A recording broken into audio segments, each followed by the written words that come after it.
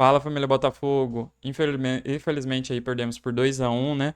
Vamos ver aí o comentário do técnico a respeito dessa partida, no final dessa partida, né? Ele uma pequena entrevista, né, no final da partida. Vamos ver o que que os comentaristas estão falando aí. Sem enrolação, deixa seu curtir, por favor, e deixa seu comentário dizendo o que você achou do vídeo. E vamos dar play neste vídeo aí. Boa noite, Júlia. Primeiramente, trabalhamos com um cenário diferente. Foi o nosso primeiro jogo fora de casa, fora do ambiente que nós estamos acostumados. Sabemos as dificuldades que seriam impostas pelo perfil do gramado que iríamos encontrar. Acredito que tivemos boas chances, boas possibilidades e infelizmente não fomos efetivos no momento de definir a partida, até mesmo de talvez sair à frente do placar. E sofremos um pouco com algumas desatenções, e essas desatenções hoje nos custaram resultado. As duas desatenções em lances de bola parada. Está na informação que exatamente se arrume rapidamente. Um grande abraço aí ao Paulo Henrique Granço. Sampaio Corrêa e Botafogo foi 2-1. Ô Eugênio, os grandes cariocas começando com times mexidos e tudo mais, mas ficando pelo caminho ali, né? A gente tem os melhores momentos, os gols. Sampaio Corrêa mandou um 2-1 para cima do Botafogo. Pela primeira vez na história, o Sampaio Corrêa, que é de uma localidadezinha, um distrito pequenininho da cidade de Saquarema, tem seu estádio na zona rural, ali não tem nada em volta do estádio, nada. Só tem o campo e o resto ali é mata, tem um morrinho ali atrás, mas tudo mata virgem ali, muito curioso. E um clube de empresários foi lá e venceu o Botafogo, jogando em seu estádio, seu pequeno estádio. Mas faz parte do mesmo cenário do Fluminense, do Flamengo, jogando com um time composto quase todo por jovens. O Vasco, até contra o Bangu, usou já muitos jogadores considerados reservas do elenco principal. E outros que estão voltando de lesão, né? Mas é um início muito preocupante porque estão pontuando muito pouco. Agora o assunto Luiz Henrique. A ida do atacante do Botafogo ao Zenit da Rússia está encaminhada. Segundo o portal Globo Esporte, os russos ofereceram ao Glorioso 35 milhões de euros, aproximadamente 220 milhões de reais. A informação também foi dada pelo jornalista André Hernando, o All Sport, e pelo jornalista internacional Fabrício Romano. Luiz Henrique foi alvo de especulações tanto para a Fiorentina quanto para o Lyon, clube que também pertence a John Textor, proprietário da SAF do Botafogo. Enquanto isso, o Glorioso tem interesse na contratação do atacante Arthur e do volante Wendel, ambos jogadores do Zenit. A ESPN procurou o Botafogo diz que não tem nada. Por enquanto, somente especulação. A caminho da Rússia, Luiz Henrique pelo Botafogo em 2024. 55 jogos, titular em 50, 12 gols, 5 assistências, minutos para participar de gol, 229. Lembrando que ele foi, inclusive, muito bem nos jogos que teve pela seleção brasileira. Eu quero começar contigo, Elton. A situação do Luiz Henrique, a informação no noticiário dá muito conta de que ele está muito próximo, se não acertado, com o Zenit. O impacto dessa ausência para o Botafogo em 2025, Elton?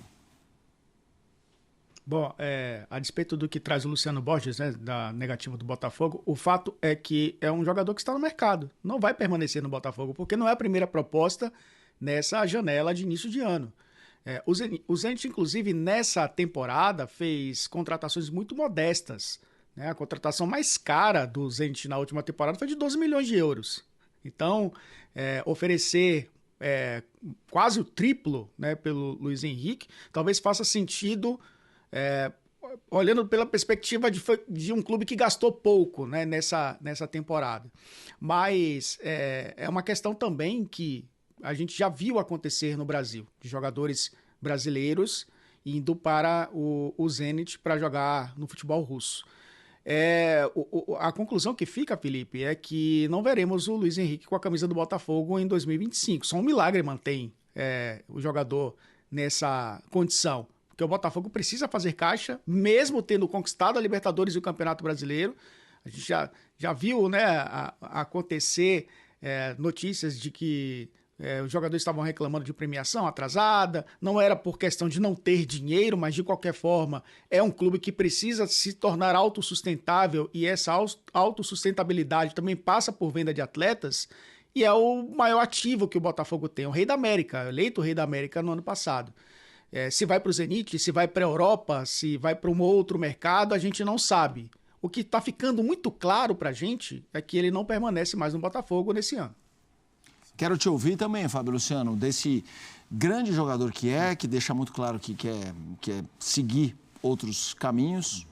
Então, acho que é isso, Felipe. Acho que tem a questão financeira, né? Que é como o Elton falou, existe essa vontade do Botafogo de fazer dinheiro também, usar um jogador, negociar um jogador que foi muito bem o ano passado.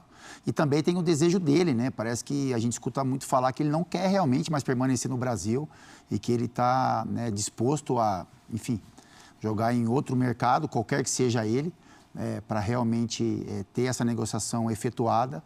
Eu acho que assim, agora na questão esportiva, né? Vamos esquecer um pouco a grana. Eu acho que vai fazer muito mal ao Botafogo e ao próprio Luiz Henrique se essa negociação acontecer. Porque o Botafogo é um jogador importante, é um jogador que poderia fazer muito bem ao time como fez no ano passado, jogador de muitas qualidades, né? Seja no drible, velocidade, finalização. O Botafogo tem um super mundial pela frente, seria muito interessante para o Botafogo ter ele em campo. E também com relação ao Luiz Henrique mesmo. Porque assim, a gente já escutou falar, né, no campeonato italiano, campeonato francês, e, né, em algum momento sondou-se alguma coisa no campeonato inglês. Mas assim, ele está indo para um mercado que a gente sabe como é que funciona, né? Um mercado que financeiramente é muitas vezes vantajoso, mas esportivamente é algo que abaixo, na minha opinião, do nível que o Luiz Henrique pode oferecer com relação a convocações para a seleção brasileira. Mas é isso, né? A gente está escutando muito, né, se falar de números de clubes e aguardar. Acho que o torcedor do Botafogo aguarda ansioso para essa resolução também, saber se vai ter o Luiz Henrique ou não, para o clube que ele vai. É uma movimentação de mercado forte. O que o Fábio traz, né, Eugênio, uma coisa importante, porque não tenho dúvida que a exposição que ele teve, o trabalho dele, ele conquistou isso, tudo isso o levou à seleção brasileira. Eu tenho dúvida se no Zenit, mesmo que ele brilhasse, ele teria essa exposição, né? A gente sabe que do mercado europeu chama muita atenção, já vi muitos jogadores jogar muito bem no Brasil, não ir para a seleção, o cara é vendido, nem chega. No Benfica, por exemplo, já aconteceu isso uma vez, eu não me lembro com quem, um zagueiro do Santos, que jogou bem no Santos, não era para a seleção, foi vendido, nem estreou, foi convocado, mas eu acho que no Zenit não seria esse olhar de lupa do Dorival, por exemplo, para ele ocupar a posição que ele já ocupou, de certa forma. Ele pode não ser o titular incontestável, mas parece um cara que vai ser chamado, assim, com consequência. Já havia essa dúvida quando se comentava da possibilidade dele jogar no Lyon. No Lyon. Porque o Lyon já não é um time, hoje, não tem sido um time nos últimos anos, né, da primeira prateleira no futebol europeu. Embora esse ano até faça uma campanha razoável. E ele poderia, junto com o Almada, elevar o nível do time, fazer o time aparecer bem, se classificar para a Champions, etc.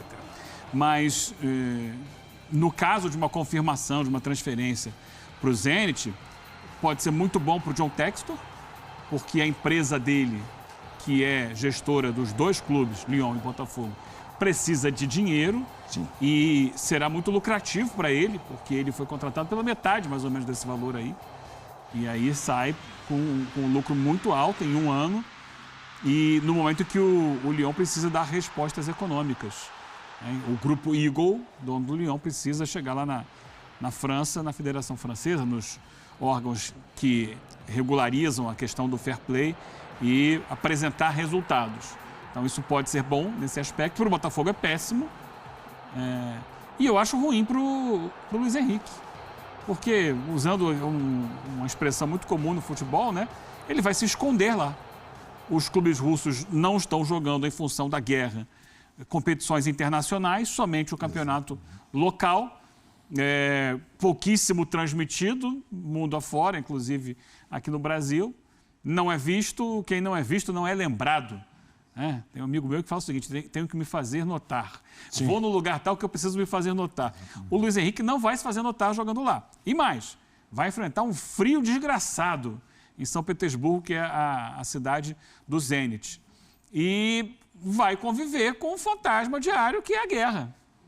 A guerra não chega nas principais cidades russas, mas É um país que está numa situação aí complicada, belicamente falando no mundo, né? De protagonismo, mas um protagonismo que sempre gera muita incerteza. Então a gente ouve dizer de jogadores brasileiros que já estão lá, que querem voltar, Sim. porque imaginavam que o conflito demorasse menos tempo com a Ucrânia e tal. E esse conflito se estende. E aí, no meio disso, alguém sai daqui para ir para lá. Eu acho que para ele, pensando na carreira dele, na vida dele, muito ruim tudo isso. Mas um belo negócio para o John Textor. Para a gente arrematar, que na sequência teremos outros assuntos, quero te ouvir, Elton, do Luiz Henrique, nessa perspectiva de seleção brasileira, Elton. Eu acho que, eu estou com os companheiros, eu acho que, olhando para o que tem hoje de calendário, o Zenit é um clube que está disputando, né, as competições europeias, inclusive. É uma questão que ele fica fora do radar. E isso, o Zenit, em outras oportunidades, os clubes russos, né, os clubes do leste europeu, como o Shakhtar também, a gente viu o próprio Hulk no Zenit se destacar e ir para a seleção, o Willian, né, jogando no Shakhtar, o Fred também, volante, jogando no Shakhtar. A gente vai citar muitos outros aqui que jogaram na Rússia ou na Ucrânia, principalmente nessas duas equipes, né, o Shakhtar e o Zenit, que são duas equipes que vira e mexe aparecem em Champions League, só que é uma realidade muito diferente a atual. Então, ele fica distante do radar da seleção. É lógico que hoje, né, no futebol tão globalizado, se fala até de jogadores que atuam no futebol árabe podem integrar a seleção brasileira, mas eu acho muito difícil no sentido de competitividade. O Botafogo está olhando muito pela questão financeira, e eu acho que o Luiz Henrique também, ou o staff do Luiz Henrique também, porque a proposta financeira acaba sendo muito boa e muitos jogadores acabam optando, colocando a questão financeira, e aí a gente não discute, né? Porque eu acho que é uma decisão bem particular também. O jogador coloca a questão financeira porque vê pode ser uma oportunidade única acima da questão técnica, ou pensando que pode ser um momento ali de transição, né? Daqui a 2, 3 temporadas, está disputando. Muitos jogadores que saem da Rússia ou da Ucrânia vão para a Inglaterra, muitas vezes. Pode ser também uma ponte. Apesar dele já ter sido aí, como disse o Fábio Luciano, né? Cotado para ir diretamente para esses principais países da Europa. Show de bola, Elton. Sem dúvida. Aqui, questão pessoal, eu sempre falo, eu lembro que na época que eu cobri a Fórmula 1, o Schumacher voltou da aposentadoria, todo mundo fez besteira. O cara pode estar de saco cheio de ficar em casa, não aguento mais ver sessão da tarde, não aguento mais minha mulher, voltei. É do cara. A gente só está debatendo que realmente é um talento, queríamos ver mais. Exato. Achamos que tem mais mercado, tem a seleção, mas ainda assim, a gente deseja que o Luiz Henrique tome uma decisão que lhe deixe mais feliz. Vamos a um intervalo na sequência. Então vamos aí para uma noticiazinha rápida do Botafogo, né? Infelizmente perdemos aí contra o Sampaio RJ. Neste sábado, né, dia 18, o Botafogo voltou a decepcionar seus torcedores no Campeonato Carioca ao ser derrotado por Sampaio Correia por 2-1.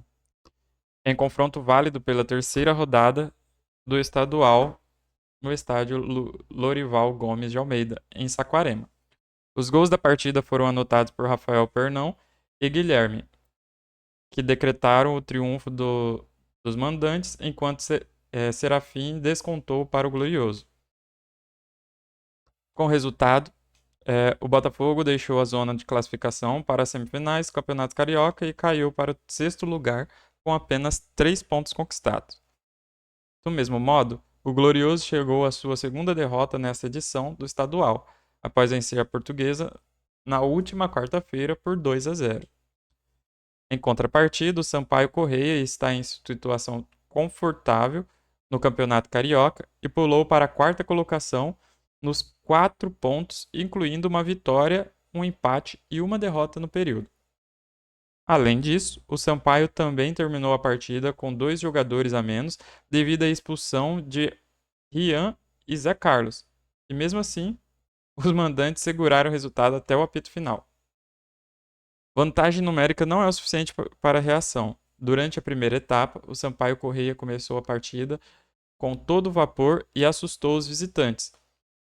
Os 2 minutos de jogo com Max, que invadiu a área pela direita, invadiu a área adversária, mas o atacante acabou chutando para a boa defesa do goleiro Raul.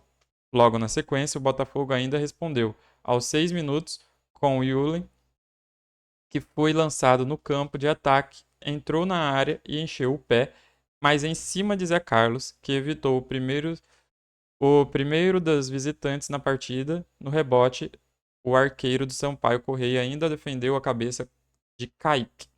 5 minutos depois, o Glorioso chegou até abrir o placar. Aos 11, com o Yulen, que aproveitou o levantamento pelo lado esquerdo e acabou para o gol. Mas o lance acabou sendo anulado por falta do atacante.